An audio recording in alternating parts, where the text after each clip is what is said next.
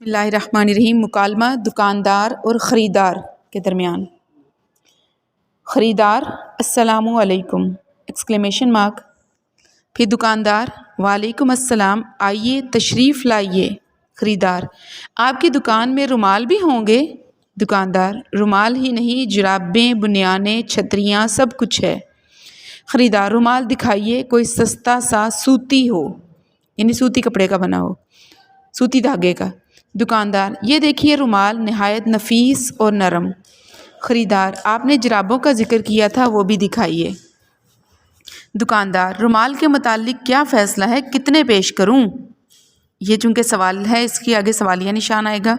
خریدار: جرابیں دکھائیے تو رومال کا فیصلہ بھی ہو جائے گا۔ دکاندار: یہ دیکھیے جرابیں، اس میں نون گننا آئے گا، جمع ہے جرابیں، ریشمی ہیں ریشمی، کتنے جوڑے پیش کروں؟ خریدار: آپ مال دکھا رہے ہیں، قیمت نہیں بتاتے، کیا آپ اپنی چیزیں بن داموں بیچتے ہیں، یعنی بغیر رقم کے؟ دکاندار: ہاں صاحب، بالکل مفت، قیمت برائے نام ہے۔ رومال 10 روپے کا ہے اور جرابوں کا جوڑا 20 روپے کا۔ خریدار: میاں دکاندار، یہ قیمت تو بہت زیادہ ہے، ویسے رومال بھی نفیس ہے اور جرابیں بھی۔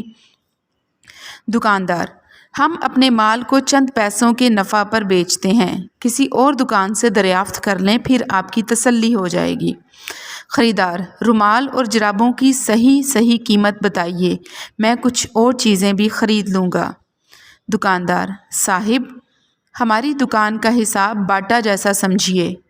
باٹا چونکہ اب یہ شاپ کا نام ہے اور اس نے اس کو نشاندہی کی ہے، تو اس کو آپ نے واوین میں لکھنا ہے، انورٹڈ کوماز کے اندر۔ ایک زبان ایک دام، یعنی کہ جتنے پیسے مانگے ہیں اتنے ہی لینے ہیں۔